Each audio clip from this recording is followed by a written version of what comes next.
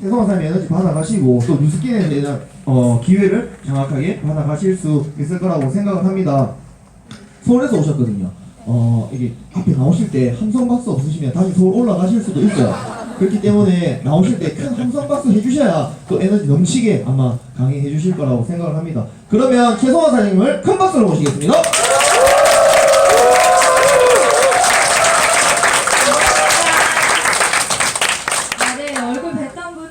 있으니까 되게 반갑고 좋네요.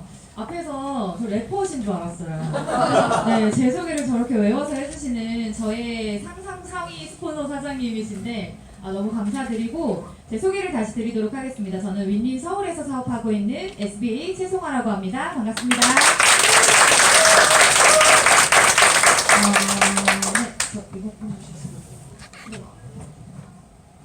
제가 오늘 준비한 제목이 비포 앤 애프터라고 되어 있는데 혹시 오늘 처음 오신 분도 있으신가요?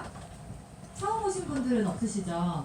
어차피 지금부터 60분에서 70분 정도는 이 안에 계셔야 되니까 뭐 잠그진 않았지만 안에 계셔야 되니까 있으실 시간 동안에 좀 마음을 여시고 편안하게 들어보셨으면 좋겠고 혹시 오늘 오는 도중에 여기까지 오시는 와중에 몇 번의 결정을 하셨는지 혹시 알고 계세요?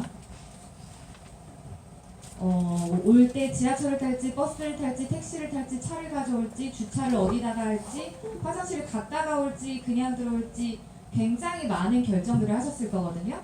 하루에 사람이 할 수 있는 결정이 평균적으로 몇 개인지 들어보신 적 있으세요? 1000개 되겠다. 3만 개.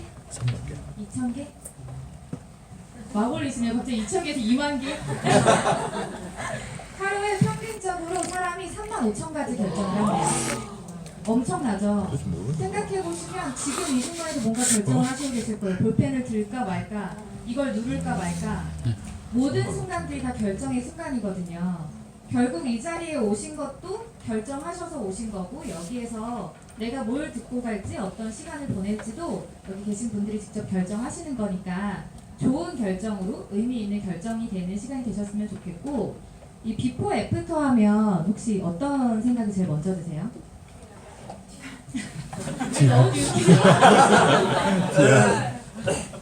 너무 이 비포 애프터는 보통 막 성형 전후, 다이어트 전후 이런 식으로 저희 일반적인 상식으로 보면 그런 전후를 생각 많이 하시잖아요. 물론 저도 그런 비포를 가지고 있는 사람 중에 한 사람이고 그런 애프터를 지금 유지하고 있는 사람이고요. 그 비포 애프터를 떠나서 제 삶의 비포 애프터 그리고 지금 우리가 맞이한 현실에 대한 비포 애프터에 대해서 같이 얘기를 나눠보고자 해요. 지금 가장 큰 화두가 그 코비드-19 코로나죠. 우리 좀 괜찮아졌었잖아요. 괜찮아졌다가 최근에 이태원 클래스로 다시 또한 붐이 지금 일어나고 있어서 조심하게 되는 상황이 됐는데 전문가들이 예측하기로는 이게 계속해서 몇 달에 한 번씩 반복될 거라고 해요. 향후 백신이 나오기 전까지는. 그래서 계속해서 긴장을 늦출 수가 없는 현실이고 이 현실을 맞이하면서 뉴스에서 계속 뭐가 쏟아져 나오는지 아세요? 즐거운 뉴스가 많이 나오나요? 아니요. 아니면 어떤 뉴스들 혹시 뉴스 보실 시간이 없으시죠? 네. 저도 강의 준비를 위해서 억지로 시간을 쪼개서 뉴스를 많이 봤는데 볼 때마다 진짜 슬픈 현실들이 많이 나오더라고요. 제가 찾아보니까 고용시장이 지금 차가워요. 폴드보다 더 차가운 게 지금 고용시장이에요. 실제로 4월 달에 47만 명이 감소했대요. 이 취업하는 그 인원수가.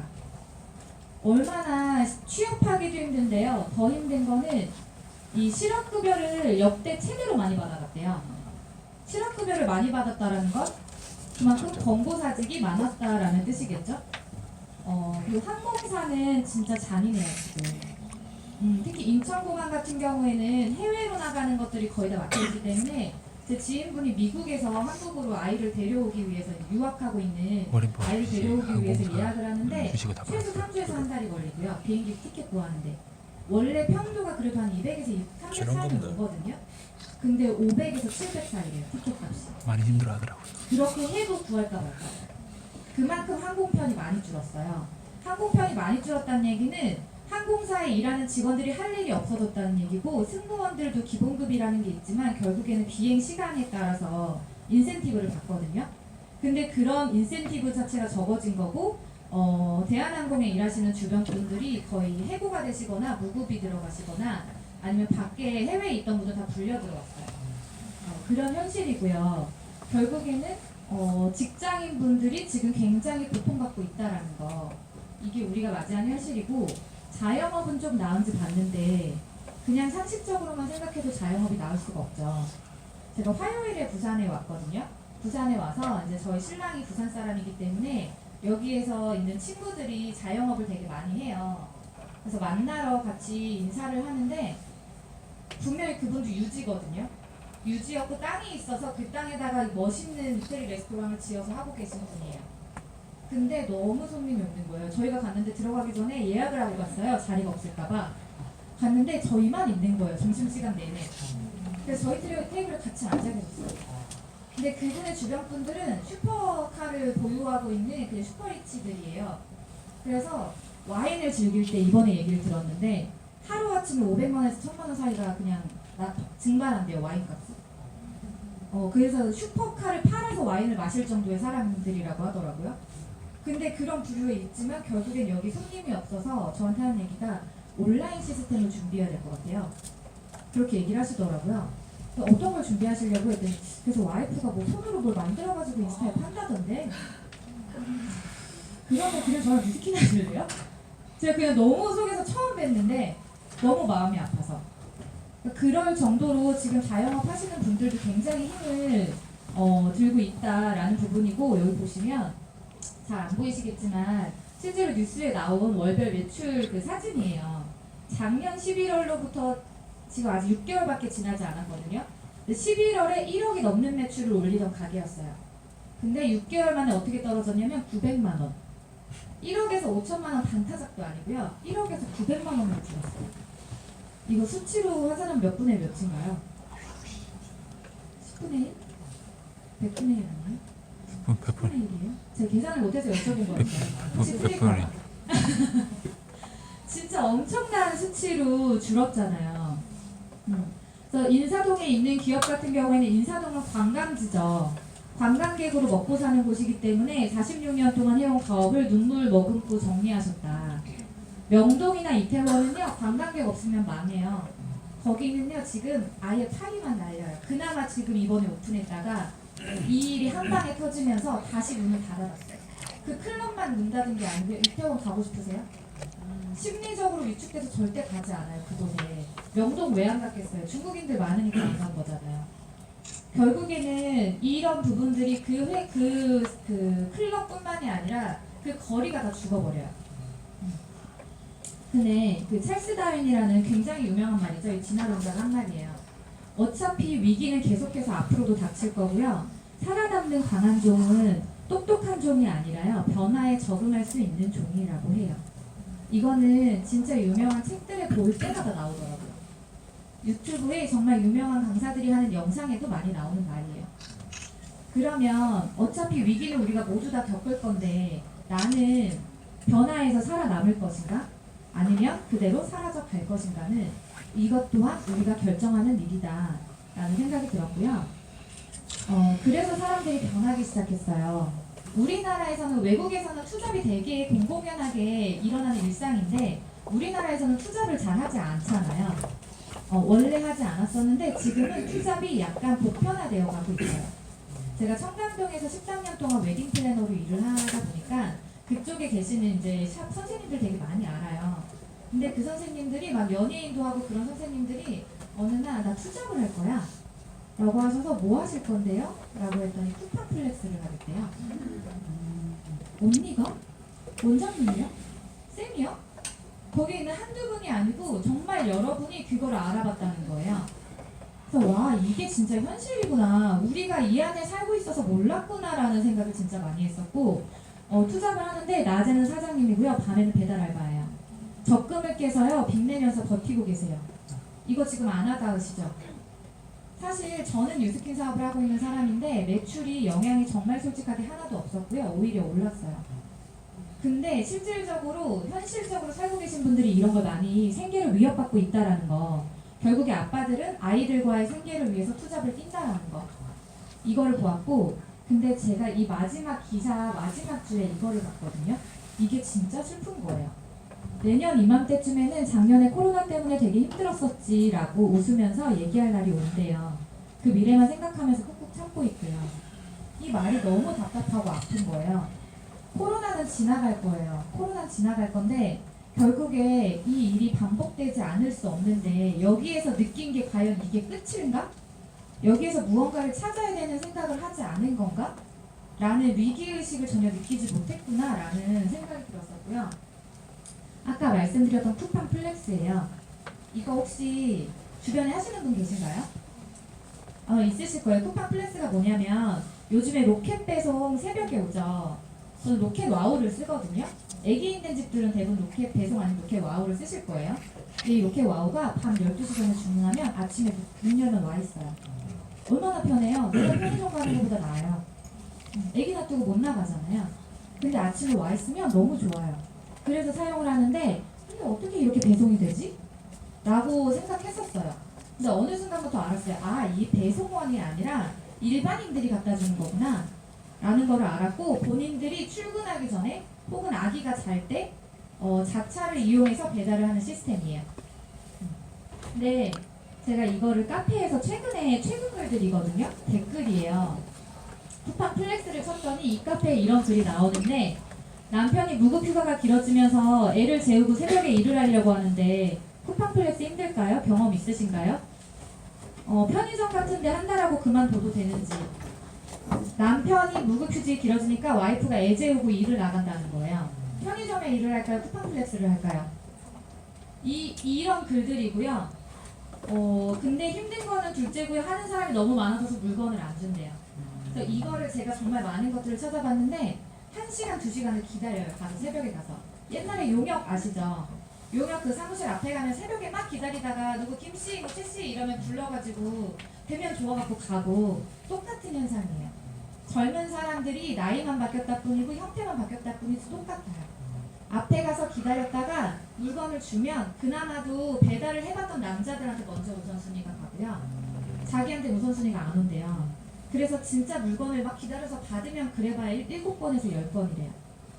그러면 건당 800원에서 1000원이에요. 그거 벌러 새벽에 애기 재고 나가는 거예요. 괜찮아요? 쿠팡 플렉스? 멋있어 보이잖아요. 쿠팡 플렉스. 플렉스 하는 것 같잖아요. 그 플렉스가 이 플렉스가 아니라는 거죠. 근데 이렇게 지금 실제로 현재 살고 계신다라는 거, 이 영상인데, 잠시만요. 지금 코덱이 안 돼서. 혹시 줌으로 보고 계신 분들 안녕하신가요? 이 영상이 지금 이쪽에서부터 어느 카메라인가요? 이 카메라인가요? 영상이 제가 따로 틀어드려야 돼서 영상 다음에 공유해 드릴게요. 거기는 공유가 안 된다고 합니다.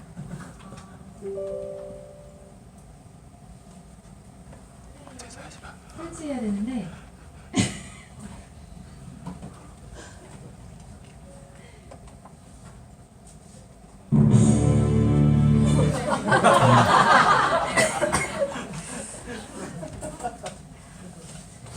몸이 반응할 뻔했습니다. 혼돈으로부터의 질서에 대해서 말씀드렸었죠.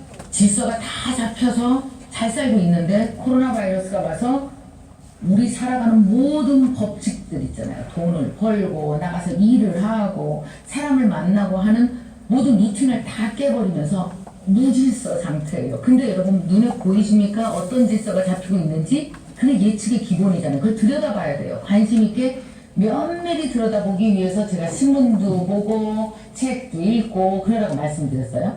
그래서 거기서 어떤 실마리, 단서가 딱 나오면 그 단서를 갖고 어디로 와요? 내 사업, 내 시나리오로 와서 예측하고 수정하는 겁니다. 아, 이런 예측이 가능하구나. 그럼 이렇게 수정해야 되겠네. 이걸 매일 하라는 얘기예요. 이 엄청난 혼돈, 무질서에서 질서가 잡혀갈 때 거기에 뭐가 있다고 그랬어요? 모든 기회는 거기에 있는 거예요. 무질서에서 질서가 잡혀갈 때. 근데 우리한테 시간이 얼마큼 있다고 그랬어요? 우리한테 골든 아워는 얼마? 다음 백신이 나올 때까지 아직 시간이 있습니다. 이 골든 아워를 놓치면 어떤 데가 중증으로 가요. 지금 골든 아워를 충분히 활용하라는 겁니다. 앞서서 말씀드렸죠. 위기라는 거 인정하고 혼돈 안에 질서가 생기고 있다는 거 빨리 지적으로 알아채고 몸으로 알아채고 여러분 무질서가 하나인데도 질서가 잡혀도 거기서 어마어마한 사람들의 사업 기회를 얻었는데 온통 전 인구가 단 한 명도 빠지지 않고 참여한 무질서예요. 우리가 만들어낸 무질서예요. 우리가 살기 위해서. 안 그래요? 우리가 살기 위해서 안 나가는 거예요. 우리가 살기 위해서 모임 안 가는 거예요. 우리가 살기 위해서 배달하는 거예요. 여러분 우리가 살기 위해서 생존과 싸우는 한 사람 한 사람 한 사람들의 점들이 다 변합니다. 점이 다 변했더니 덩어리 자체가 다 바뀌었어요. 이게 질서잖아요. 여기에 엄청난 뭐가 있어요? 변화 속에 기회가 있다라는 얘기죠. 그것과 무관하시면 안 된다는 얘기입니다. 근데 이 질서가 그러면 하루아침에 딱 잡혀갖고 나한테 페이퍼를 자 질서야 이러고 주는 게 아니에요. 눈치채는 사람만 아는 거예요. 그리고 무질서는 매일 변형되고 질서도 매일 변형됩니다. 그래서 매일 예측하고 매일 수정할 것. 이게 여러분 이 시나리오, 기본 시나리오 하실 일입니다. 그 언어가 돼가는 거예요. 새로운 것을 공부하는 사람이 되라는 거예요. 뉴라기보다는 넥스트를 공부하는 거예요. The next를 공부하는 거예요. 다음에 뭐가 오지? 그러기 위해서 여러분들이 늘 공부하고 있어야 됩니다. 인디펜던트 워커가 되라는 거는 이게 뭔 말일까요? 굳이 어디 나가서 일하지 않아도 나 혼자 내 사업을 꾸려나갈 수 있을 만큼의 네트워킹을 가지고 일할 수 있는 그 능력을 가지라는 겁니다. 팬데믹 이후의 세상은요, 직장인 모습이 되게 많이 달라질 수 있어요. 리모트 워크라고 들어보셨죠? 집에서 일하고. 이런 것들이 자주 발생하면 할수록 내가 나를 홍보하고 컨트롤하고 돈이 들어올 수 있는 통로, 구조를 만들고 이게 되게 중요하죠. 어떤 생각이 드셨어요 보면서? 표정이 밝으십니다. 아마 지금 뉴스킨 사업을 하고 계신 분들은 이 영상을 보면 마음이 편안해지셨을 거고요. 일반적으로 지금 직장을 다니고 계시거나 자영업을 하고 계신 분들은 이걸 보면 불편하실 수 있어요. 왜냐하면 무질서 있는 거 맞는데 거기에서 뭐 인디펜던트, 리모트 워크 이런 것들의 단어가 나오면서 내가 독립적으로 무언가 네트워킹을 구축해서 나만의 일이 있어야 된다라고 하는데 난 그게 없는데? 그럼 어떡하지? 뭐부터 만들지? 너무 불편해지는 현실이지만 이거 여기에 나온 것처럼 혼돈 속에 그 기회가 있고요. 이 기회를 알아채는 사람만이 기회를 잡을 수 있다라는 거. 그래서 배워야 된다라고 했기 때문에 제가 가르쳐 드릴게요. 저는 현실 먼저 자각을 했고요. 그 다음에 인정하는 게 먼저고요. 그리고 개선 방법을 찾아야 하잖아요. 그 다음에 액션으로 이어져야 하는데 제 현실을 저는 이제 일찍부터 좀 자각을 한 편이에요. 저는 패션 디자인을 전공을 했고요. 웨딩 일이 하고 싶지는 않았는데 그냥 웨딩 드레스 디자이너가 하고 싶었거든요. 근데 웨딩 드레스 디자이너를 하려니까 두 가지 그 조건이 필요하더라고요.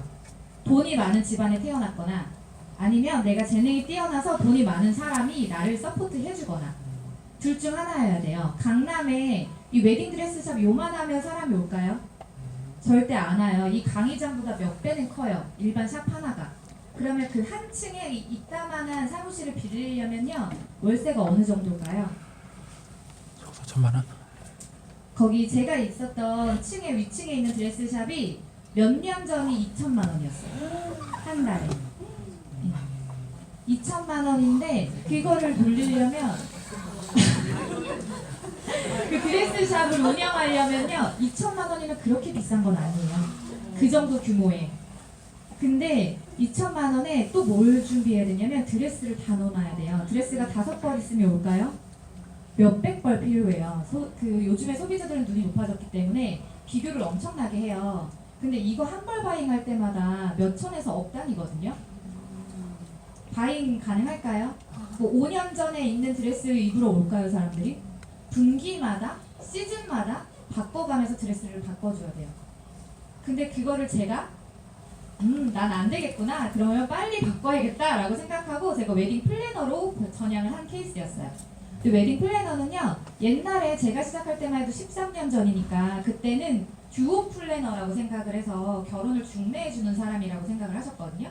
근데 저는 결혼을 중매해주는 사람이 아니고 결혼할 사람이 있어야지만 저한테 올 수 있는 사람이에요. 그 결혼 준비를 도와주는 사람이었기 때문에. 근데 그렇게 제가 13년 동안 진짜 열심히 일을 했고 되게 행복하게 일을 했던 시간이었어요. 물론 그 안에서 정말 말도 안 되는 컴플레인들도 있었고, 뭐 예를 들어 코사지 하나, 부케 하나, 뭐 드레스에 점 하나만 잘못돼도 너 때문에 결혼식이 망쳤다 라고 하시는 분들도 있어요. 그래서 결혼식 값을 물어달라고. 그래서 왠지 이러면 업체들마다 비상인 거예요. 드레스샵 탓인지 메이크업샵 탓인지 스튜디오 탓인지 플래너 탓인지 서로 따지기 시작해서 이 웨딩 플래너들은 굉장히 예민한 삶을 살아요. 그래서 술을 많이 마시고 그래서 늘 화가 많아요. 예민하고 이렇게 살아왔던 인생이었거든요. 근데 더 중요한 건 평일에 그 보통은 일하고 주말에 쉬어야 되잖아요. 남들 쉴 때. 근데 남들 쉴 때가 저희는 제일 바쁜 날이었어요. 그러니까 뭐 같이 친구들하고 여행을 가거나 뭐 20대에 누릴 만한 것들을 하나도 못 누려보고 산 거예요. 그래서 제가 나도 20대 안에 좀 일반인답게 살아보고 싶다. 정상적으로라는 개념으로 살아보고 싶다. 그게 뭐였냐면 제 기준의 정상은 빨간 날 쉬는 거. 나도 황금 연휴 한번 쉬어보고 싶다여서 그때 낮에는 일을 하고 밤에는 공부를 해서 다시 편입을 해가지고 회사에 들어갔어요. 회사에 들어가서 계속 교육을 하다가 또 운 좋게 잘 풀려서 외국계 기업의 교육팀 과장으로 갔었는데 제가 알고 있는 기준은 그냥 웨딩 플래너 아니면 일반 직장 이게 다였던 거예요. 그 당시에. 그러니까 선택한 게 이게 최고인 줄 알았는데 막상 갔는데 나의 어차피 한계치라는 점이 급여로 정해져 있고 내 시간이 정해져 있고 내가 여기서 아무리 열심히 한다 해도 다 나아질 게 없다라는 걸 알았고 그리고 저희 과장님이 40대 중반이었는데 위에서 계속 압박을 받으면서 결국에는 그만두라는 얘기를 돌려서 이것 까고 저것 까고 이렇게 까이고 이렇게 까이면서 결국에는 자기 발로 나가게 되는. 근데 이제 나갈 때 퇴직금을 얼마에 받을 수 있는지를 막 싸우는 거예요. 그거 싸우는 데만 6개월이 걸렸어요. 그렇게 싸우고 나가는 모습을 보면서 아 이렇게 사는 게 맞나? 아 그냥 나는 내가 할 수 있는 만큼 벌 수 있는 웨딩을 다시 해야겠다. 더 늙기 전에 나는 돈을 많이 벌고 싶으니 그렇게 해야겠다라는 생각을 하면서 다시 웨딩 일을 했었고요. 그때 웨딩 일을 할 때 저희 신랑을 만났어요. 저희 신랑은 홍대 건축과를 나왔고 스페인에서 석사학위를 받아온 멋있는 사람이었어요. 그래서 공부를 되게 좋아하고 막 책도 잘 읽고 이런 사람인 줄 알았는데 노래방도 좋아하고 그냥 노는 걸 좋아하는 네 아주 아티스트적인 삶을 사는 사람이거든요. 근데 이 사람을 만나서 저희가 결혼할 때 제 조건은 그거였어요. 평생 여행을 많이 못 다녀봤으니 신랑은 전 세계를 다 다녀본 사람이에요. 그래서 말할 때마다 약간 이제 좀 제가 빈정이 상하는 거예요. 뭐 어디 가보고 싶다면 거기는 뭐 이렇고 저렇고 뭐 얘기하지 말고 나의 로망을 깨지 말아달라. 이럴 정도로 그래서 제가 결혼할 때 조건은 그거였어요. 1년에 2번 호화롭게 여행 보내줘라. 대신 나도 열심히 일을 할 테니 같이 일해서 우리 여행을 다니자. 라고 해서 결혼하고 4년 동안 아기 생기기 전까지 1년에 최소 2번씩 여행을 갔는데 한 번 여행 가면 저희는 500에서 1000만 원을 써요. 그냥 동남아를 가까운데 왜냐면 웨딩 일을 하고 계시다 보니까 열흘을 가고 싶어도 못 가요. 최대치를 빼도 4, 5일이에요. 그러면 멀리 못 가잖아요. 그러면 이게 아쉬우니까 동남아를 가거나 막 가까운 나라를 가도 막 풀빌라 1박에 50만 원 이런 데를 가야지 성이 풀리는 거예요. 내가 풀 수 있는 게 이거밖에 없으니까. 그래서 마지막에 미국을 갔는데 미국에서 한 1000만 원을 썼거든요. 열흘 동안. 1000만 원을 쓰고 생긴 게 지금의 저희 아이예요. 네. 그래서 사람들이 그래 1000만 원 쓰니까 아기가 생기는구나 4년 만에. 이런 농담도 하고 그러는데 그만큼 저에게는 그게 그냥 로망이었던 사람이었는데 저희 아기가 태어나기 전해에 제가 웨딩 일을 하고 있을 때 원래 아이가 생겼었어요. 생겼는데 하늘나라로 그 아이를 보내고 왜냐면 웨딩 일이랑 뭐 이렇게 너무 열심히 하다 보니까 몸 상태가 너무 안 좋았었고 그렇게 보내고 나서 3일 만에 다시 출근을 하는데 아 이렇게 살다가는 우리한테 나이는 없겠다. 신랑이랑 나랑 이러다가는 진짜 우리가 파국을 볼 수도 있겠다 라는 생각이 들어서 고민 끝에 아예 웨딩 일을 정리하고 저는 1년이란 시간을 놀게 돼요. 근데 평생 일하던 사람이 놀아질까요? 안 놀아져요. 그리고 저를 아시는 분들은 아시겠지만 집에 하루도 가만히 못 있는 스타일이에요. 그래서 제가 임신 초기에 위험해서 3개월 동안 집에 있었는데 매일 울었어요. 여보 갑자기 눈물이 나. 나도 왜 우는지 모르겠어. 맨날 이러면서 집에서 맨날 울었던 사람이거든요.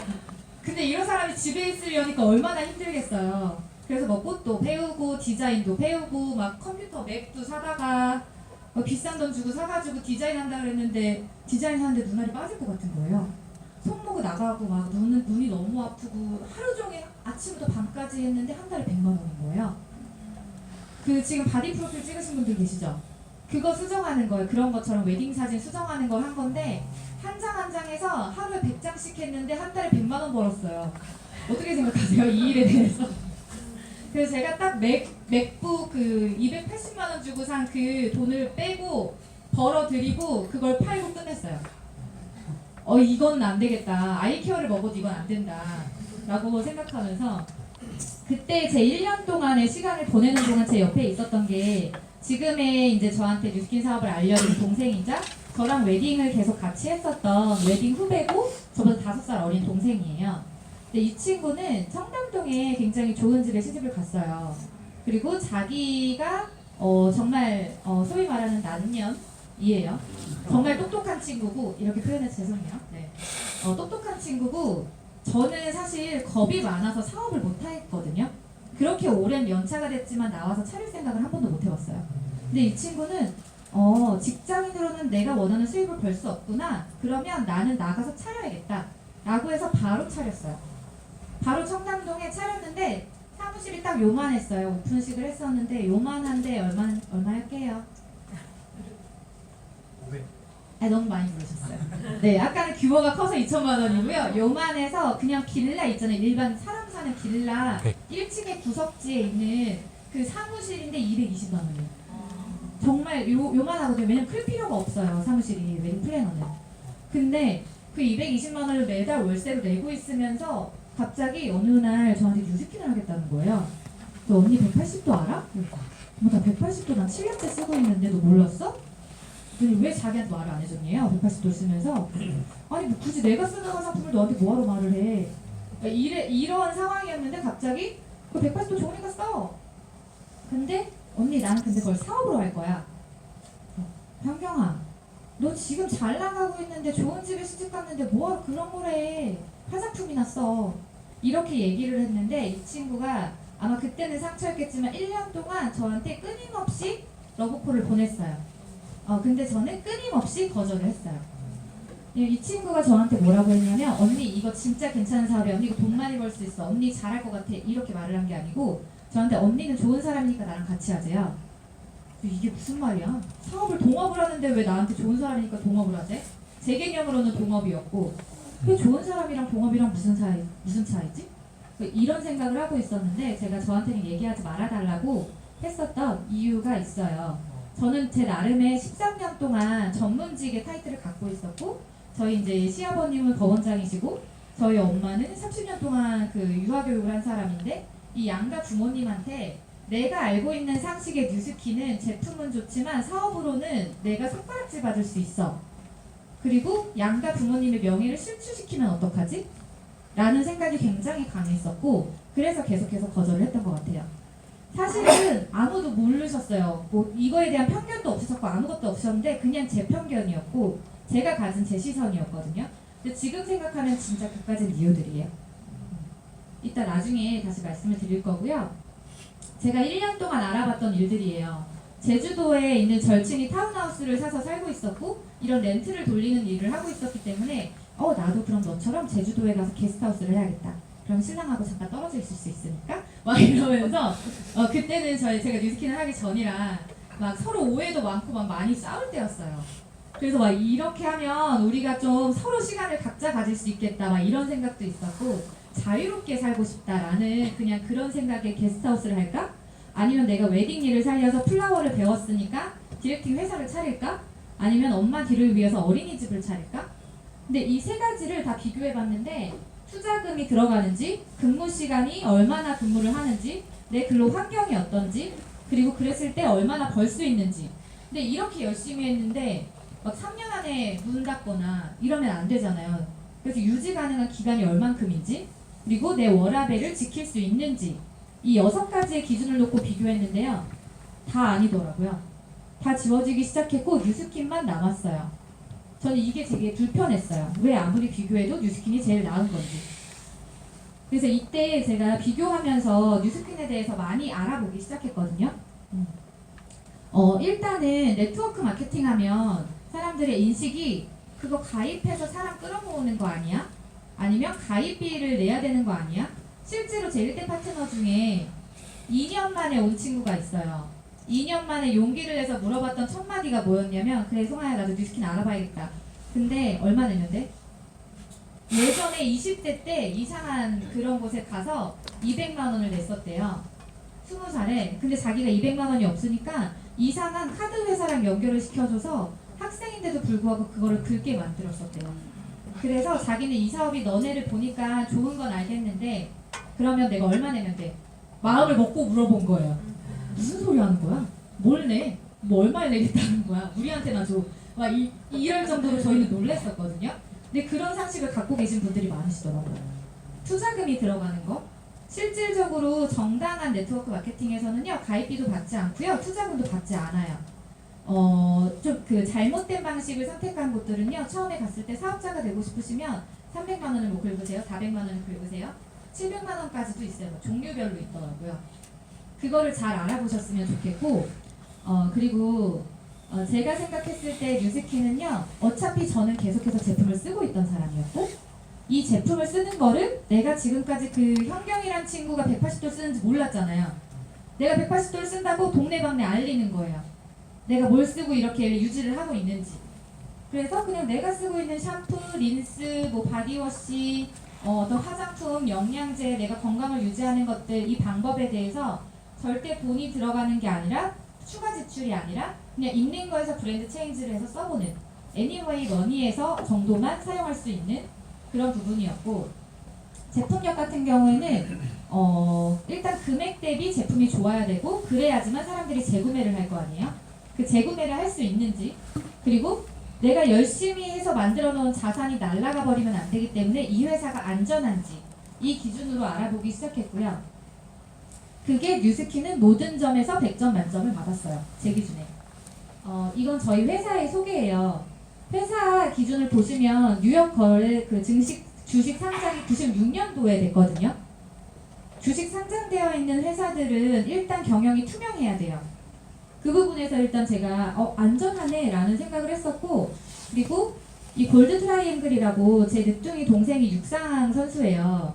근데 실제로 뭘 먹을 때마다 검색을 해요. 거기에 성분이 들어있는지 없는지 도핑 테스트를 하기 때문에. 이게 일반인들은 잘 모르지만 운동하는 사람들은 되게 중요시 생각하시더라고요. 근데 골드 트라이앵글에도 안전하게 운동선수들이 먹을 수 있는, 실질적으로 라이프팩은 올림픽 선수들의 공식 그 후원 제품으로도 들어간 적이 있고요. 그리고 포브스지에 신뢰할 수 있는 100대 기업, 같은 이 업종에서 가장 그 약속한 금액을 잘 이행하는 여러 가지 면들이 있거든요. 파악하는 그 부분에서도 100대 기업에 들어갔고, 그리고 2017년, 2018년도에 연속으로 이 그 유로 모니터라는 곳에서 디바이스를 체크를 했는데 1위를 한 그런 제품을 가지고 있는 회사예요. 이 정도면 도산할 위험 없고 삼성보다 안전하고, 그리고 제품도 괜찮고, 이런 회사라면 내가 믿을 수 있겠다라는 기준에서 알아보기 시작했고, 회사는요 굳이 제가 입어프게 설명하지 않아도요 제품을 써보시면 알게 되실 거예요. 이거는 일반적인 유통 과정과 네트워크 마케팅의 유통 과정이에요. 왜 네트워크 마케팅 회사 제품들이 좋을 수밖에 없는가? 일반 유통을 하는 회사들 같은 경우는요, 내가 제품을 만들잖아요. 만들면 여기에서 도매, 소매, 총판 이런 과정을 다 거치고 결국에는 연예인이나 어떤 TV 광고나 이런 거를 거쳐서 소비자에게 와요. 그러면 내가 요거 하나를 만들려면 1,000원에 만들었지만 그 안에 많은 돈들이 붙어가지고 결국에 소비자는 10만 원에 사게 돼요. 그리고 변화돼서 조금 낮아졌어요. 낮아진 게 이마트라든지 대형마트, 그리고 홈쇼핑이 생기면서 10,000원짜리가 조금 더 직거래 방식으로 생겼지만 그래도 중간에 있는 광고비가 들어가면서 9만 원 정도까지 낮아졌어요. 그리고 지금은 저희 쿠팡 되게 활용 많이 하시죠. 쿠팡 같은 경우에는 광고를 따로 제품을 하지는 않잖아요. 그냥 우리가 어디서 보고 쿠팡 가서 사잖아요. 뉴스킨도 마찬가지거든요. 내가 사용하는 사람이에요. 쿠팡도 보통 보면 주변에 사용하는 사람들이 추천해주는 거 많이 사요. 저도 마찬가지로 제가 추천해주는 거를 누군가 샀을 때 저한테 그냥 일부의 커미션을 받고 나머지 광고 없이 제품을 소비자가 구매할 수 있어요. 그래서 똑같이 그 제품을 살 때 이 그 만들어지는 금액 자체가요 10,000원이 아니라 30,000원이에요. 그러면 10,000원짜리 제품하고요 30,000원짜리 제품하고요 어떤 게 더 좋을까요? 이거 너무 쉬운 산수죠. 30,000원짜리 제품이 좋을 수밖에 없고 이 좋은 제품을 70,000원에 더 저렴하게 살 수 있는 거예요. 그래서 네트워크 제품들이 좋을 수밖에 없는 이유고요. 그 좋을 수밖에 없는 이유가 제 얼굴이에요. 제가 이랬어요. 보이시나요? 되게 사람 좋아 보이죠? 제 친구들이 되게 좋아하는 사진이에요. 제가 일했던 제가 TR이라는 프로그램을 통해서 제 몸이 이랬었거든요. 아기를 낳고 아기를 가졌을 때 17kg가 쪘는데 10kg 정도가 빠지고 그 뒤부터 안 빠지고 멈춰 있더라고요. 주변에 출산하신 분들 물어보면 다 공감하실 거예요. 공감 못 하시는 분도 계시긴 해요. 너무 타고난 몸매를 가지고 계셔서. 근데 대부분의 임산부들이 이런 일을 겪거든요. 네. 근데 이렇게 됐을 때 자존감이 너무 바닥이었어요.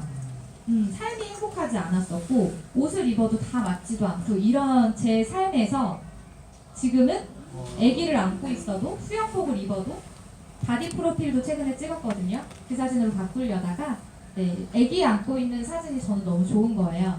제 로망이었어요. 아기 안고 있는 엄마인데 그렇게 보이지 않는 거. 그렇게 그냥 단순히 다이어트의 개념이 아니라요. 제 삶이 송두리째 바뀌었거든요. 자존감이 높아졌고 그렇게 바꿔준 게 진짜 밥 잘 먹게 생긴 엄마에서 자랑하고 싶은 엄마. 요즘에 저희 엄마가 유치원을 하잖아요. 유치원 애들도 자랑해요. 우리 엄마는 예쁜데? 우리 엄마는 젊은데? 우리 엄마는 날씬한데? 엄마 오늘 예쁘게 입고 와. 이런 식으로 데려다 줄 때도 요즘 애들은 다 알아요. 그런 엄마가 되고 싶었고 저희 신랑이에요. 표정도 일부러 우울하게 한 건지 모르겠지만 자기가 찾은 셀카를 저한테 주더라고요. 내 얼굴이 이랬어? 결혼해줘서 고마워 막. 얼굴이 크게 깨돌이였고 자기는 이게 뭐 영국에서 부의 상징이라면서 뭐 말도 안 되는 그런 말을 하는데 네. 근데 이 죽은 게 깨돌이였고 막 얼굴이 흘러내리고 독소가 가득한 얼굴이었어요. 신랑이 술을 또 좋아했기 때문에 근데 180도를 3세트 쓰고 나서 죽은 게 깨돌이가 이렇게 밝아졌어요. 피부톤이 좋아졌고 지금은 가는 곳마다 저보다 칭찬 더 많이 들어요. 아니 왜 이렇게 젊어졌어? 왜 이렇게 어려졌어? 뭘로 관리해?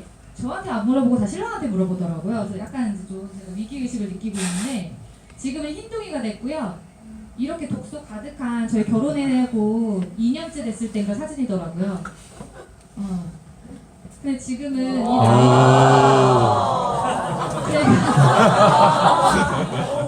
지금은 이거보다 더 날렵해졌어요. 와. 그리고 피부가 엄청 올라가가지고 갈바닉을 진짜 열심히 하거든요. 저희 신랑이 TR도 2번 했고 갈바닉을 매일 해요. 그니까 뭐 제 에이즈랑비를 자꾸 자기가 쓰고 막 그래도 180도를 사줬는데 요즘에 에이즈랑비를 훔쳐 쓰더라고요. 그러니까 이만큼 본인이 좋으니까 본인이 관리하기 시작하더라고요. 그래서 지금 30대 중반이었던 사진이고 지금 곧 40이거든요. 근데 훨씬 어려졌어요. 그래서 저는 신에게서 칭찬을 진짜 많이 들어요. 너 와이프 잘 만나가지고 남들은 아저씨처럼 변해가는데 너는 점점 더 젊어지는구나. 이런 칭찬도 많이 받고 살고 있고요. 결국에 사람들은 예뻐지고 싶고 오래 살고 싶잖아요. 여기에서 생각했을 때 내가 제일 고령이다라고 하시는 분 있으신가요? 내가 제일 고령이다. 다 마음이 젊으시니까? 네, 선생님 혹시 연세가 58. 58세 아직 그렇게 안 보이시네요. 네. 그러면 제가 선택권을 드릴 건데 한번 골라보시겠어요? 예뻐지는 거 하고요. 오래 사는 조건이 있고요. 안 늙고 예뻐지는 거랑 건강하게 오래 사는 거 이 조건이 있으면 혹시 어떤 거 고르시겠어요? 네, 이거 중에 골라주시면 돼요. 건강하게 오래 살아야죠. 건강하게 오래 사는 거? 예뻐지시고 싶으세요? 안 늙고 예뻐지시고 안 싶으세요? 늙고 예뻐지고.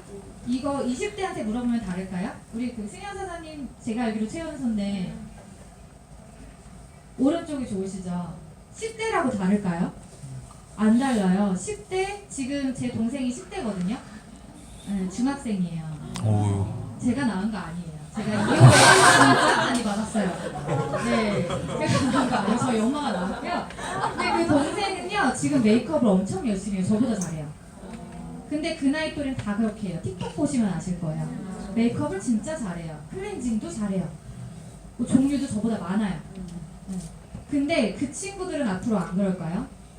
이게 뭐냐면 이게 시장성인 거잖아요. 결국에 사람들이 원하는 곳에는 돈이 있고 그 돈이 있는 곳으로 내가 움직여야지만 나에게도 돈이 온다라는 거. 이게 시장성인 거고요. 저희 지금 뉴스킨에서는 글로벌 뷰티 디바이스 시장이 앞으로 전 세계적으로 2024년까지 3배 성장한대요. 앞으로의 기회가 이만큼이나 열려 있고요. 지금 왜 구글, 삼성 이런 굴지의 기업들이 바이오 시장에 들어가고 안티에이징 시장에 전략을 집중하는지 그걸 생각해 보시면 이게 단순히 뉴스킨이 화장품을 파는 일이 아니라 이 안티에이징이라는 기술력으로 분명하게 내가 아이템으로 활용할 수 있겠구나라는 기회를 보셔야 돼요. 우리 아까 그 김미경 강사 강의에서 보셨죠? 기회를 발견하셔야 된다고. 우리가 하반기에 어떤 제품들이 나오냐면요. 부스트라고 제가 되게 까만 편이거든요. 저를 위해 나오는 제품인 것 같아요. 저는 이렇게 이따만하게 나왔으면 좋겠어요. 그냥 이렇게 다 문지르고 싶어가지고. 근데 진짜 요만한 요거보다 조금 큰 크기로 나온다고 해요. 이 크기로 그냥 얼굴에 문지르면 바로 즉각적으로 환해진대요. 갖고 싶지 않으세요? 이거 우리만 갖고 싶을까요? 엄청 갖고 싶어하는 사람들 많을걸요? 그리고 운동하시는 분들 요즘에 그 피트니스 하시는 분들 진짜 많잖아요. 전문가 아니어도 하시는 분들 많거든요. 단백질 쉐이크 이런 거 다 드세요. 관리하기 위해서. 근데 그거 몸에 안 좋은 것도 알고 있어요. 본인들도. 근데 만약에 이게 몸에 좋은 거면 먹고 싶지 않을까요? 그 브랜드 체인지를 해주는 것만으로도 우리에게 엄청난 시장력이 올 텐데 앞으로 이거는 전에 없던 최고의 제품이라고 하면 진짜 괜찮은 아이템 아니에요? 그래서 그 기회를 제대로 한번 보셨으면 좋겠고요. 이렇게 날씬해진 제가 어떻게 이걸 전달해서 어떻게 사업을 하고 왜냐면 저는 처음에 뉴스킨을 하는 사람 봤을 때 근데 저게 돈이 되나? 이런 생각 되게 많이 했었거든요. 그런 생각 해본 적 혹시 없으세요? 처음에 시작하시기 전에 지금 알아보시는 분들은 아마 이거 생각하실 수도 있어요. 제가 TR이라는 프로그램으로 다이어트를 했고요. 그랬을 때 이랬는데 이렇게 됐으면 물어볼까요? 안 물어볼까요? 주변에서 엄청나게 물어봤어요. 지금 제 조리원 동기분들은 한 명도 빠짐없이 TR을 했어요. 누구는 3개월 만에 따라했고 누구는 6개월 만에 따라했고 누구는 지금 하고 있어요. 현재. 그렇게 다 물어봐서 TR90을 해요. 그럼 그랬을 때 저한테 소개가 나면 TR90이 하나 소개날 때마다 저한테 9만 원이 들어와요. 잘 생각해보세요. 우리 초반에 쿠팡 플렉스 한 건 1시간 기다려서 7건 했을 때 얼마 벌었나요? 900원씩. 900원씩 7번이면 얼마예요? 근데 그거 되게 많이 주는 거 있어요. 뭐냐면 여기에 진짜 진지한 댓글이 있었는데 반품권은 비싸게 쳐준대요. 반품권이 얼마인 줄 아세요? 비싸죠. 2,000원. 2,000원짜리 10개 하면 2만원. 반품권만 기다렸다가. 그렇게 해서 2만원을 벌 수 있어요. 2시간을 열심히 새벽에 기다려가지고. 근데 제가 그냥 빠졌어요. 물어봤어요. TR 알려줬어요. 9만원 들어와요. 이거 어떻게 생각하세요? 좋은 건가요? 완전 좋은 건가요? 완전 좋은 거예요. 그냥 상식적으로만 생각해도. 근데 3명한테밖에 만약에 소개가 안 났다라고 해도 39, 27, 27만 원이에요. 그죠? 캐시백을 6만 원이래. 6%를 돌려줘요. 모든 제품에 대해서. 그러면 이렇게 제가 받다 보니까 소개가 어쩔 수 없이 많이 난 거예요. 나는 소개를 안 하고 싶은데 내 몸을 보니까 자꾸 TR을 하고 싶대. 그래갖고 막 소개가 난 거예요. 아니면 우리 신랑 보니까 턱 이렇게 된 거 보니까 갈바니 쓰고 싶을까요? 안 쓰고 싶을까요? 주변에서 신랑 친구들이 물어보기 시작했고요. 루미스파 뭐 영양제며 본인들이 물어보기 시작했어요.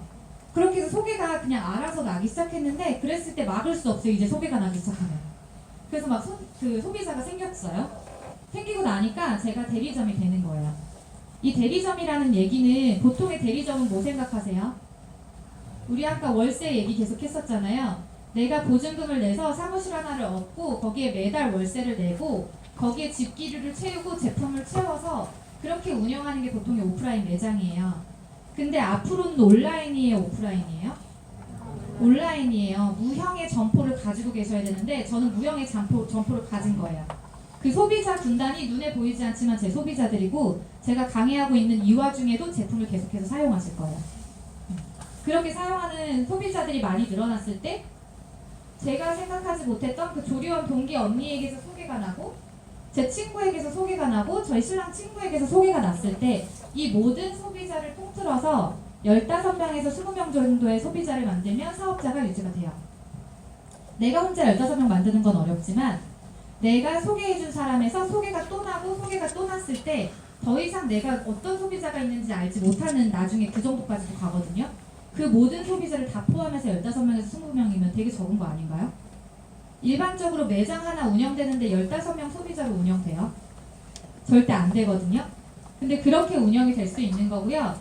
이 빌딩 보너스를 내가 하는 거에 따라서 최대 40%까지 받을 수 있어요. 자영업 하시는 분들은 이 퍼센테이지 보면 깜짝 놀래요. 내가 하루에 매출을 2천만 원 찍었을 때 200만 원 가져갈까 말까예요. 근데 40%를 가져간다라는 얘기예요. 이렇게 했을 때 내가 뭐 파는 정도에 따라서 매출에 따라서 퍼센테이지도 다르고 물론 매출도 다르겠지만 내가 열심히 하면 400만 원 이상도 지금 현재로는 1000에서 1500만 원을 받아가시는 분들도 있어요. 이건 내가 하기에 따라서 다른 거고요. 이 프랜차이즈 보상이 사실 저는 이게 가장 좋았기 때문에 이 사업을 한 거거든요. 왜냐면 컨설팅 같은 경우는 프랜차이즈를 낼 수가 없어요. 웨딩 쪽에서는. 스튜디오는 낼 수 있어요. 근데 스튜디오 웨딩 그 프랜차이즈도 뭐냐면 저희 서울에 있던 본사에서 부산에서도 내줬거든요. 부산에다 내준 프랜차이즈에 그냥 한 번에 5천만 원 받고 끝이에요. 그게 없어요 이제. 뭐 매달 올라오는 것도 없어요. 그런 프랜차이즈 말고요. 제가 생각한 프랜차이즈는 뭐였냐면 저희랑 비슷한 회사를 좀 비교해 볼게요. 올리브영이라고 드럭스토어 많이 가시죠? 지금 우리나라에서 국내 뷰티에스 그 판매점으로는 1위 회사거든요. 올리브영이라는 회사를 누가 차려준대요. 받고 싶으시죠? 누가 차려준다 그러면 받고 싶잖아요. 받고 싶은데 이 올리브영이라는 회사랑 한번 비교해 볼게요. 올리브영에 소비자가 들어가요. 들어가서 어떤 제품을 써서 친구한테 야 너도 올리브영 가서 같이 사. 나 여기서 샀어. 하고 데려왔어요. 그러면은 내가 데려왔으니까 나한테 6% 주나요? 안 주죠. 뭐 줘요? 안 줘요. 내가 사면 적립금은 일부 줘요. 근데 누굴 데려와도 10명을 데려오든 20명을 데려오든 내가 쓰고 아무리 좋다고 얘기해도 아무것도 안 줘요.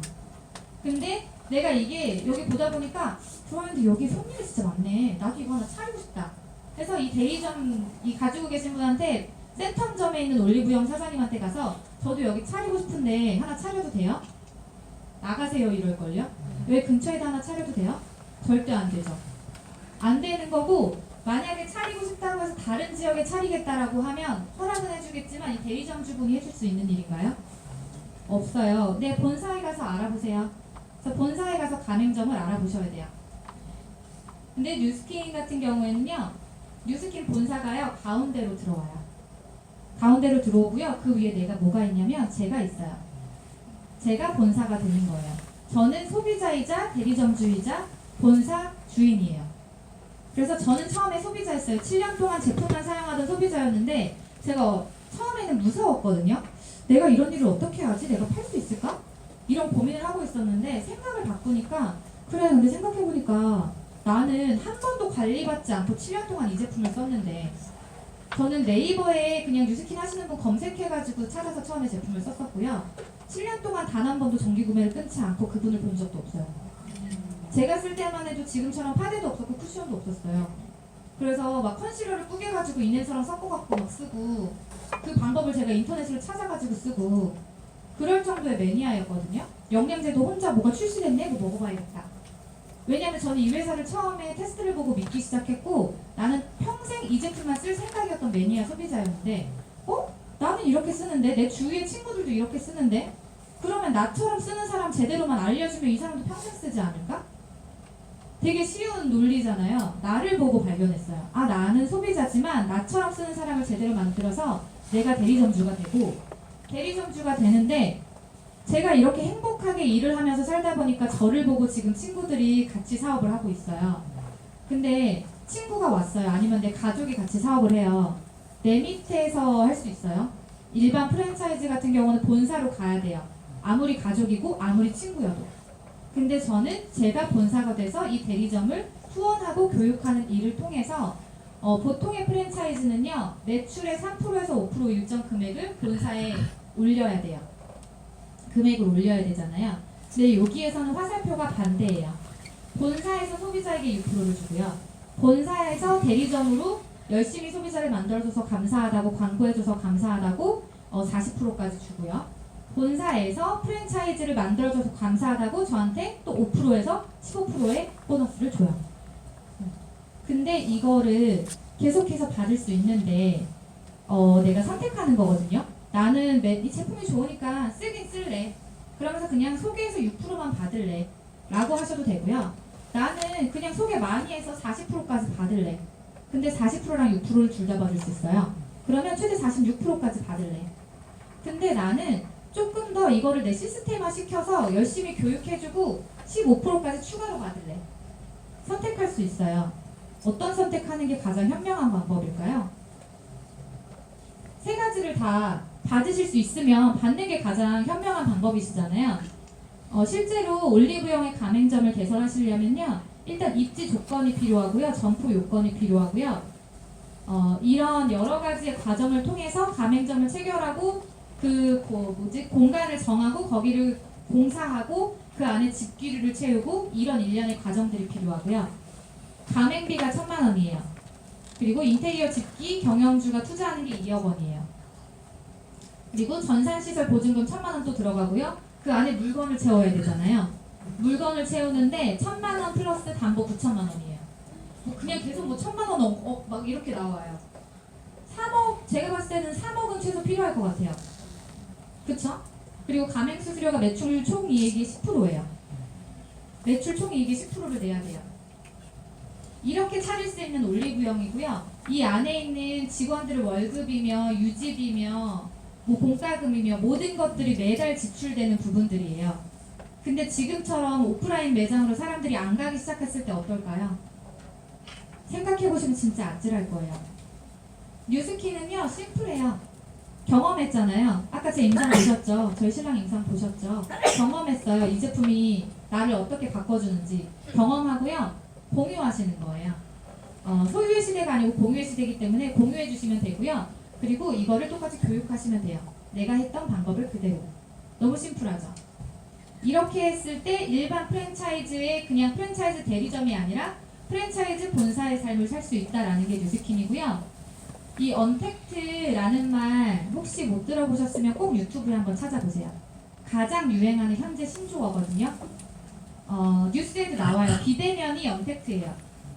대통령이 엊그제도 그 얘기를 했잖아요. 비대면 사업을 늘릴 것이다.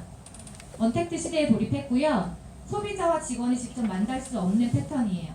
실제로 키오스크, 패스트푸드점만 가도 키오스크로 변해 있죠. 공항에 지금은 우리가 인천공항에 있는 로봇이 그냥 귀여워 보이고 신기해 보이지만 나중에 이게 일상이 될 거고요. 지금은 로봇이 배달도 해줘요. 자리로 음식도 갖다 주고요. 그리고 커피도 만들어주는 시대예요.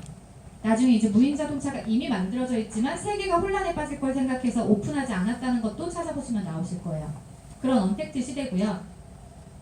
저는 언택트 시대를 활용해서 이 코로나 시대에 저희는 기회를 봤거든요. 그래서 이렇게 화상 미팅을 통해서 일을 하고 있어요.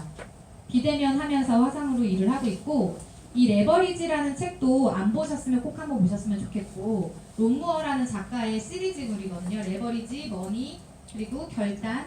이 책들에 대해서 안 보신 분들은 한 번씩 보셨으면 좋겠어요. 이 책에 나오는, 저는 이 책을 보고 사업을 결정한 거였거든요. 처음에. 하필이면 제가 1년 동안 사업을 고민하고 있을 때 본 게 이 책이었어요. 그래서 표정이 리얼하시네요. 아니 저희 뒤에 우리 레버리지 할 것인가 레버리지 당할 것인가는 내가 선택하는 거예요. 레버리지 쉽게 설명하면 뭐냐면요, 학교에 비상 연락망 있잖아요. 근데 교장 선생님이 이 모든 전교생한테 한 번에 알리는 게 빠를까요? 아니면 교장 선생님이 선생님한테 알리고 선생님이 반장한테 알리고 반장이 뭐 중간에 임원한테 알리고 이렇게 전달되는 게 빠를까요? 후자가 빠르죠. 단리가 좋아요? 복리가 좋아요? 이거 되게 좋으시네요. 복리 의자가 좋잖아요. 이런 개념이라고 보시면 돼요. 내가 무언가를 하지 않는 시간에도 나에게 계속해서 생산이 되고 있는 무언가의 자산이 있는가? 나는 레버리지를 당하고 있는가? 아니면 레버리지를 하는 삶을 살고 있는가를 분명히 보셔야 되고, 그리고 올리브영하고 뉴스킨의 가장 큰 차이가 뭐냐면요, 소비자가 누구의 자산인가예요. 소비자는요, 이 센텀점 올리브영에 가도 되고요, 아니면 강남점 올리브영에 가도 돼요. 근데 올리브영에 올리브영 고객만이라고 해도 결국에는 올리브영 매니아인 거지 내 대리점의 매니아가 아니에요.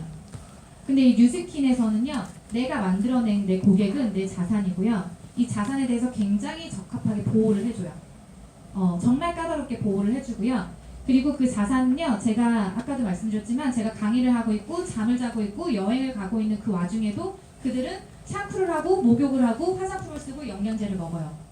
그렇게 제가 자고 있는 동안에도 계속해서 자산이 레버리지 되어가고 있어요. 지금 이 영상을 그냥 넘어갔는데 이 플랫폼 비즈니스에 대한 설명이었어요. 영상 하나가. 근데 플랫폼 비즈니스 아마 아실 거라고 생각을 하고요. 기본적으로 우리가 이제 플랫폼이 정거장 역할을 하는데 그 정거장 역할을 하는 어플들, 이 회사들이 굉장히 지금 상위에 랭킹되어 있어요. 전 세계 글로벌 회사들 중에 옛날에 있던 회사들이 다 밀려났고요. 다 언택트 하는 회사들, 플랫폼 비즈니스라는 형식을 가진 회사들만이 살아남고 있어요. 그렇다면 이게 이미 트렌드인데 나는 이 트렌드에 들어와야 될까요? 아니면 지켜보면서 이걸 사용해야 될까요? 이 안에 들어오셔야 돼요. 들어오셔야 되는데 지금 에어비앤비 어플 만드실 수 있어요? 이 시스템 구축하실 수 있어요? 저는 에어비앤비 가끔 사용하거든요. 사용은 할 수 있지만, 아니면 내가 내 집을 빌려줄 수야 있겠지만 결국에 내가 이 주인이 될 수는 없어요. 쿠팡 그 몇 조 원의 손실을 감안하면서도 지금 계속 운영을 하고 있죠. 근데 이제 그 올라왔더라고요, 상승곡선으로 이번 기점으로. 근데 이 회사를 몇 조 원이겠어요? 그냥 있으세요? 없잖아요. 만들 수가 없는 시스템이에요.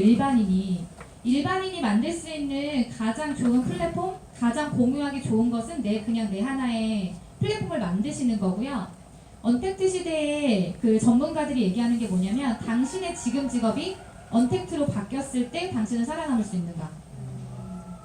그러면 당신이 그게 없다면 당신이 가질 수 있는 언택트를 분명히 하나는 가지고 있어야 한다. 그래서 어쩔 수 없이 인스타든 블로그든 어떤 그 도구라도 유튜브든 하나는 무조건 마련하세요가 지금 전문가들이 하는 얘기예요. 요즘에 뭐 인스타를 너무 많이 해가지고 뭐 유튜브 내가 언제 인제 들어가가지고, 지금이라도 들어오셔야 돼요. 지금이라도 들어오지 않으시면 도태되실 거고요. 매일 하는 인스타그램이랑 카톡이 내 플랫폼이 될 수 있다면, 보통 이 플랫폼이라는 게 생산자가 있고 이걸 원하는 소비자가 있을 때 연결해주는 역할을 하잖아요. 쿠팡에는요, 재고가 없어요. 쿠팡은 물건을 유통만 하는 회사지 그 안에 무언가 물건을 만들어내는 회사가 아니잖아요. 재고가 없는 회사지만 그냥 필요한 사람과 만드는 사람을 연결해주는 역할을 하죠. 저도 마찬가지예요. 제 플랫폼을 통해서, 제 인스타는요, 저는 뉴스킨 사업하기 전에 400명 정도 있었어요, 팔로워가. 정말 안 하던 사람이었고 지인들만 있었고 사진 찍을 줄도 몰랐고요. 근데 그 안에서 배웠어요. 이 팀 안에서 다들 알려주기 때문에 서로 알려주는 방법을 통해서 하기 시작했고, 1년 반 만에 지금 아직 많은 숫자는 아니지만 그래도 2,000명이 넘어갔어요. 이번 주에만 100명이 넘어갔거든요. 이렇게 넘어가면서 저는 그 생각이 있었어요. 내가 인플루언서도 아닌데, 내가 뭐 뛰어나게 이쁜 것도 아니고 뭐 어떤 뛰어난 삶을 사는 것도 아닌데 나를 팔로우하는 사람이 있을까? 팬덤이 생길까? 라고 했는데, 저는 정말 신기하게 인스타로 TR 문의가 오기 시작했고 만나고 싶다는 문의가 왔고, 뭐 10년, 20년 동안 안 보고 지냈던 사람들이 연락이 오기 시작했고, 그걸 보면서 지금은 그분들 중에 파트너도 계시거든요. 인스타 이것도 내가 활용하면 분명히 도구가 될 수 있구나, 일반인도 할 수 있구나 라는 거를 깨닫기 시작했고요. 제가 처음에 사업을 물어봤던 날이에요. 1년 동안 고민하다가 결국에는 이렇게 다 알아보고 나니까 안 할 이유가 없는 거예요. 편견만 딱 버리고 나니까요, 모든 조건에서 이 일이 너무 괜찮았어요. 그래서 편견을 버리니까 제 발로 찾게 됐고요.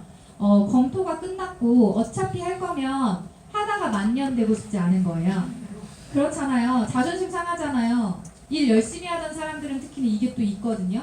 나 이거 할 거면 제대로 해야겠는데? 라는 생각이 들었고, 아까 처음 소개해 주신 것처럼 저는 배가 나와서 이 일을 시작했어요. 임신했을 때 이 일을 시작했고 정말 배가 이렇게 나왔을 때 사업자가 됐어요. 상식적으로 무언가를 시작할 타이밍인가요? 새롭게 시작할 타이밍은 아니잖아요. 있던 일도 정리할 시기예요, 보통은. 근데 이때 시작했고요. 8월 달에 대리점 하나를 배출을 했고 9월에 아기를 낳으러 갔고요. 10월에 대리점을 4개를 배출을 했어요. 지금 5월이죠. 제가 이렇게 해가지고 아기 난 지 100일 만에 그 대리점을 4개를 배출하고 거기에서 엄청난 그 팀이 하나 커지면서 브랜드 앰버서더라는 타이틀을 획득을 했거든요. 근데 이 시간 동안에 지금 만약에 내가 그렇게 될 수 있을까? 저는 이렇게 해가지고 마카오를 신랑하고 공짜로 갔어요. 회사에서 보내줘가지고 석세스 트립이라는 걸 갔는데 지금 저희가 내년에 하와이라는 석세스 트립이 있어요. 근데 이거 되게 가고 싶지 않으세요? 네. 하와이에 그냥 부부가 둘이 가려면요 못해도 1,000,000원이에요. 근데 이 여행을 공짜로 모든 걸 즐기면서 비즈니스를 다 내 눈으로 확인할 수 있는 그 자리에 가고 싶은데 가고 싶으면 지금 5월이잖아요. 저는 6월에 시작했잖아요. 충분히 누구든지 하실 수 있는 타임이에요. 그래서 도전해보셨으면 좋겠고 저를 움직였던 힘이에요. 저희 아기고요. 놀러가고 싶고 먹고 싶은 거 있고 배우고 싶은 거 있는데 결국에는 여기에서 막히는 거잖아요. 내 통장에 얼마 들어있지?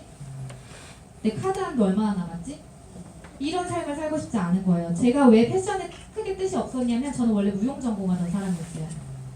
근데 중고등학교 때 무용을 전공했는데 막판에 작품비가 너무 많이 들어가고 의상비가 뭐 몇백씩 들어가니까 근데 부모님이 너 이렇게 돈 들여서 어차피 이거 그 수명이 짧은 일이다. 그냥 다른 일을 알아봐라. 라고 해서 그때 꿈을 포기했었던 적이 있어요.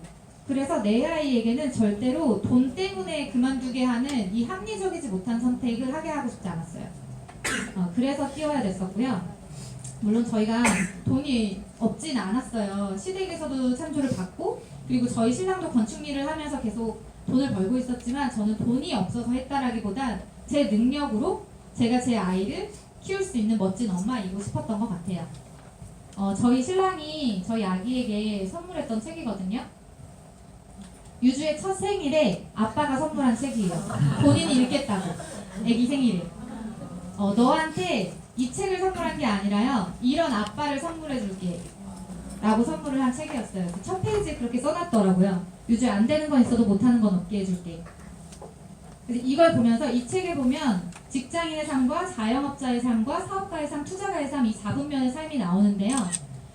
일반인은요 왼쪽에서 넘어갈 수가 없어요.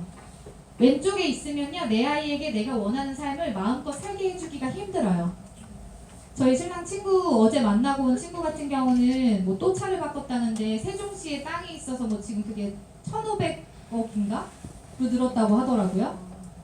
이 정도의 자산이 있으신 분들, 내가 자고 있어도 사업이 그냥 굴러가는 분들이 사업가까지 가는 거고요. 그냥 내가 회사를 하나 운영하고 있다고 사업가가 아닌 거예요. 언제든지 망할 수 있기 때문에. 예, 언제든지 이런 상황이 닥쳤을 때 위기가 왔을 때 정말 위기가 될 수 있기 때문에. 그래서 사업가의 삶으로 넘어가야 되는 거고 그러려면 시스템이 필요하고요. 이 시스템을 평범한 사람이 만들기 위해서는 그 1,500억을 가진 오빠는요 원래 타고나기 부자였어요. 그렇지 않은 사람이 일반인이 갈 수 있는 방법은 저에게 선택했을 때 뉴스킨밖에 없었어요. 그래서 저와 신랑은 지금 3월달에 전업을 한 상태예요. 저희 신랑과 같이 사업을 하고 있고 제가 돈보다도 더 주고 싶었던 건 이거였어요. 제가 아침마다 미라클 모닝으로 책을 읽거든요. 예전에는 책을 책꽂이에 꽂아놓는 걸 좋아해서 샀었다면 지금은 정말 책을 읽는 게 좋아서 책을 사거든요. 근데 이렇게 아침마다 책을 읽으니까 이제 19개월, 20개월밖에 안 된 애기가 아침에 자기도 책을 읽어요. 이거야. 책을 읽으면서 뭐라고 말을 해요. 처음에는 저한테 막 놀아달라고 이러더니 제가 계속 책을 읽는 걸 매일매일 보다 보니까 자기도 읽기 시작했어요. 그러면서 알았어요. 아 진짜 애들이 부모의 거울이구나. 내가 사는 모습 그대로 살겠구나. 근데 이 아이가 점점 커가면서 엄마 나 요즘 학교 생활이 너무 힘들어. 엄마 나 이거 공부는 너무 힘든 것 같아. 나 이거 너무 도전을 못하겠어. 이런 사회생활이나 앞으로의 생활에서 많은 어려움들을 겪을 거잖아요. 근데 그랬을 때 제가 해줄 수 있는 말이 힘들면 포기해. 무섭고 두려우면 도전하지 마. 매일 상황에 타협해. 목표 없이 그냥 되는 대로 살아. 남들하고 비교하면서 남들 시선 의식하면서 살아. 이렇게 말해주고 싶은 부모가 되고 싶으신가요, 혹시? 저는 이렇게 살고 싶지 않았거든요. 결국에 내가 사는 모습을 그대로 아이는 본받을 거고, 그러면 내가 어떤 자세로 세상을 살아가는 걸 이 아이에게 보여줘야지만 이 아이가 그렇게 자라나겠구나를 몸으로 느꼈어요. 그래서 어렵지만 도전했고, 어렵지만 타협하지 않으려고 매 순간 노력을 하고 있는 것 같고요. 저한테 온 많은 사람들이에요. 전직에서 1,000만 원을 벌고 있던 언니도 있었고, 그 제주도에서 타운하우스를 가지고 있는 친구도 있고, 근데 이 부부들이 전업을 해버린 거예요. 그렇게 부부가 전업을 하면서 저한테는 엄청난 책임감이라는 게 생겼고, 저한테는 없었던, 저도 모르고 살았던 제 능력을 발휘하기 시작했어요. 잠재력을 끌어내주는 일이었더라고요. 돈은요, 그냥 따라오는 가치예요. 돈 때문에 뉴스킨을 처음에는 알아보시겠지만 나중에는 돈이 아니라 그 너머의 가치들을 많이 발견하게 되는 일이 뉴스킨이더라고요. 저는 오지랖이 진짜 넓은 사람이고요. 남들한테 주고 내가 뒤통수를 맞더라도, 내가 돈을 내서 해주더라도 웨딩 일을 도와주던 사람이었어요. 그렇게 혼자만 잘 먹고 잘 사는 일이었으면 저는 절대로 이 일을 하지 않았을 거거든요. 근데 나도 이렇게 살고 싶은 삶이 있듯이 이 친구도 그렇게 살고 싶을 텐데, 우리가 같이 살 수 있는 삶이라서 너무 좋은 일이라고 생각을 했고요. 그렇게 저희가 같이 마음을 모아서 제가 SBA라는 직급을 달성을 했고, 처음에 걱정했었던 저희 시부모님은 지금도 가장 든든한 지원군이세요. 오늘도 아침에 뭐라고 하셨냐면, 제가 부산에 온 지 4일째 됐는데 4일 내내 첫날 아침에 하시는 말씀이 그거예요. 최송화 사장님, 혹시 옷 다려드릴 거 없나요? 최송화 사장님, 쉐이크 타드리면 될까요? 우유에 타드릴까요? 물에 타드릴까요? 아침마다 최송화 사장님을 찾으세요. 근데 제가 오늘 안 맡겼더니 옷이 이렇게 됐는데 근데 이 삶은요, 제가 생각한 삶에 없었어요. 이런 삶의 아침의 모습은. 저는 제가 자격지심이 심했었기 때문에 아침 항상 부모님 시댁에 가면 제가 새벽에 일어나서 청소해놓고 막 설거지 제가 다 하고 일하고 피곤한데 부산에 와서도 그렇게 살았었거든요. 근데 지금의 삶은 180도 바뀌었어요. 어머니, 그 우아한 이대 나온 어머님이 저를 이렇게 뒷바라지 해주고 계시고, 지금도 제가 아기를 재울 테니 내일 강의하셔야 되니까 편하게 주무세요 하고 아기를 데려가서 재우시고, 그런 삶을 살고 있는 삶은 제가 선택했기 때문에 바뀌지 않았나라는 생각이 들고요. 그리고 그런 얘기를 많이 하세요. 뭐 아기랑 있을 시간이 없어서 일을 못 하신다. 근데 저는요, 오히려 이 일을 했기 때문에 아이랑 있을 시간이 더 많아졌어요. 전 지금도 이 강의 끝나면 아이랑 마산에 갈 거예요. 이렇게 매일 매 순간 제가 살고 싶은 대로 저희 아이와 저희 가족과 남편과 원하는 시간을 마음대로 사용하면서 살 수 있는 삶이고, 정말 감사한 것들이, 제가 돈을 넘어 가치를 말씀드린 게 저희 남편이 쓴 감사일기예요. 신랑이 처음에 제가 뉴스킨을 너무 열심히 할 때는 그래, 내가 하라고 했지만 그렇게까지 열심히 할 일이야? 라고 했었거든요. 근데 이게 전업하기 전에 쓴 감사일기고요. 처음에 리더들끼리 미팅하는 자리에 다녀오고 나서 여기까지 혼자 낸 와이프에게 감사합니다. 이 말을 보고, 그리고 같이 제가 성공 열심히 한 덕분으로 보상으로 석세스 트립을 갔을 때도 저희 리더 사장님이 여기 오니까 어때요? 라고 물어봤을 때 저희 와이프를 존경하게 됐어요. 여기 오는 게 쉬운 일이 아니었네요. 라고 얘기를 하는 그 순간순간들을 겪으면서, 아, 내가 여자로서 살아가면서 이렇게 멋지게 살 수 있구나. 남편한테 존경받고, 부모님에게 존경받고, 시댁에도 존경받고, 주변 사람들을 살리는 일을 할 수 있는 사람이구나 내가 라면서 제 삶이 점점 더 꽉 차기 시작하는 것 같아요. 그리고 보통의 회사 같은 경우에는 상사를 존경하진 않죠. 그냥 내가 살아남기 위해서 잘하는 존재지 존경하고 닮고 싶지 않거든요. 근데 저한테는 정말 닮고 싶은 사람들이 많이 있고요.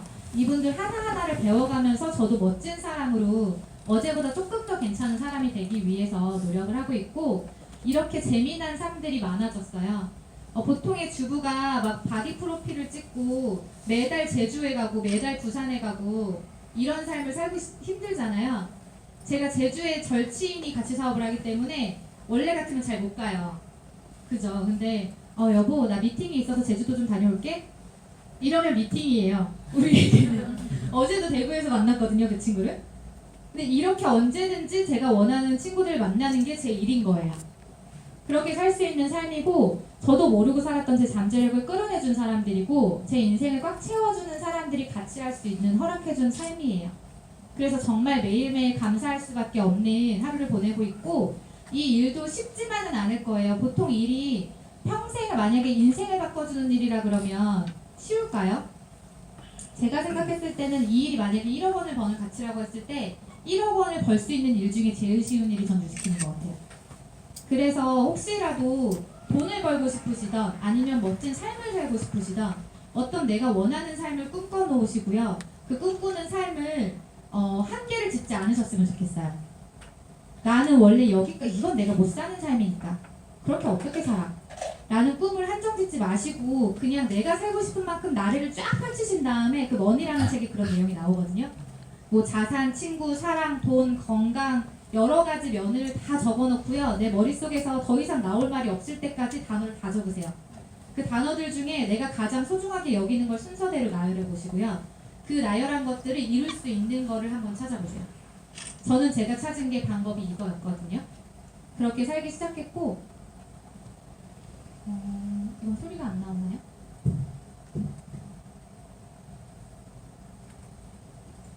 이 둘을 나누는 가장 많은 사람들은 부자와 가난한 사람의 차이가 그저 돈의 양이라고 생각합니다. 하지만 이 생각은 틀렸는데요.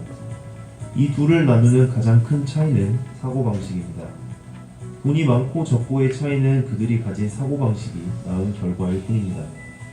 가난한 사람이 가난한 이유는 간단합니다. 가난한 사람들은 자신들의 사고방식을 바꾸지 않으면 어떤 것을 하던 가난하게 살 것이라는 점을 인지하지 못합니다. 평생 짐과 빚을 안고 살아갈 수밖에 없죠. 가난은 우리의 삶을 비참하게 만들 수 있습니다. 가난한 사람의 사고방식은 정말 최악 중의 최악인데요. 오해하지 마세요. 가난한 사람들이 나쁜 사람이다 라고 말하는 게 아닙니다. 하지만 그들을 가난하게 만든 그 사고방식을 저는 아주 싫어합니다. 가난한 사람들은 항상 기다립니다. 가장 일하기 힘든 사람은 누구입니까? 라고 물었을 때 알리바바 마윈 회장은 이렇게 말했습니다. 가장 일하기 힘든 사람은 가난한 사람들이다. 공짜로 무언가를 주려고 하면 그들은 함정이라고 할 것이다. 작은 비즈니스에 대해서 이야기하면 돈을 별로 못 번다고 하고 큰 비즈니스에 대해서 이야기하면 돈이 없다고 한다. 새로운 것을 시도하자고 하면 경험이 없다고 하고 전통적인 방식을 시도해보자고 하면 경쟁이 많아서 어렵다고 하고 새로운 비즈니스 모델이라고 하면 다단계라고 하고 상점을 하나 같이 운영하자고 하면 24시간 내내 일을 해야 하기 때문에 자유가 없다고 하고 새로운 사업을 시작하자고 하면 전문가가 없다고 합니다. 그들에게는 공통점이 있습니다. 구글에게 물어보길 좋아하고 희망이 없는 친구들에게 의견을 듣는 것을 좋아하고 대학교 교수보다 더 많은 생각을 하지만 장님보다 더 적은 일을 하죠. 그들에게 한번 물어보세요. 더 나은 삶을 위해 무엇을 할 수 있는지 명확한 답을 내지 못할 것입니다. 가난한 사람들은 공통적인 한 가지 행동 때문에 실패합니다. 그들의 인생은 기다리다가 끝납니다. 사업을 시작하기에 모든 게 완벽하게 갖춰진 타이밍을 기다리고 공부를 시작하기에 알맞은 시간을 기다리고 아이디어가 있어도 바보 같다는 소리를 들을까봐 무서워서 기다립니다. 무언가를 시작하기에 너무 늦었다며 그저 늙어 죽기를 기다리죠. 그렇게 기다려서 언젠가 어떤 억만장자가 기다려줘서 고맙다고 다가와서 돈을 주고 가기를 바라죠. 그냥 기다리고만 있어서는 아무것도 바뀌지 않습니다. 가만히 앉아서 생각만 하고 있는 대신에 무언가를 그냥 해보세요. 현재 자신에게 한번 물어보세요. 당신은 가난한 사람인가요? 마윈 회장의 말처럼 내일의 완벽한 계획보다 오늘의 괜찮은 실천이 낫습니다. 저도 이 채널을 만들기까지 정말 많은 고민을 했는데요. 내 말을 누가 드러나 주겠어? 내가 뭐라고 남들을 가르쳐? 나를 아는 사람이 이 영상을 보고 비웃으면 어쩌지? 조금만 더 공부하고 동영상을 만들어보자 같은 고민을 무척이나 했었죠. 하지만 마윈 회장의 스피치를 보고 바로 행동을 하자는 생각으로 동영상을 만들고 업로드를 했습니다. 제 첫 목표는 2017년 내에 100명의 구독자를 만들자였습니다. 하지만 지금 2000명이 넘는 구독자가 생겼죠. 그때 행동하지 않았다면 지금 보면 비교적 작은 숫자인 100명의 구독자도 만들지 못했을 것입니다. 아무것도 안하고 기다리며 구독자 0명의 채널을 가지고 있었겠죠. 완벽한 타이밍은 절대 오지 않습니다. 그냥 하세요. 제가 정말 좋아하는 동영상이고 제가 진짜 사랑하는 친구들한테 보여줬었던 동영상이에요. 저도 이런 생각을 가지고 있었고 그래서 유튜브를 무서워서 도전을 못하고 있다가 도전을 하기 시작했어요. 네, 물론 아직 미약하지만 저도 나중에 두고 봤을 때 결국 그때라도 할 걸. 이런 후회를 하고 싶지 않거든요. 그래서 여기 계신 분들도 꼭 그냥 생각만 하지 마시고 그냥 일단 해보고 그 다음에 완벽해지기로 네, 실천이 먼저다라는 걸 꼭 말씀드리고 싶었고요. 결국에 이 일에서는요. 정직하고 좋은 사람만이 성공할 수 있는 일이에요. 그런 사업이기 때문에 정말 추천을 할 수 있을 거고 여기에 만약에 초대되신 분이 있으시다면 그분에게 초대되신 분이 좋은 사람이기 때문에 여기 오셨을 거거든요.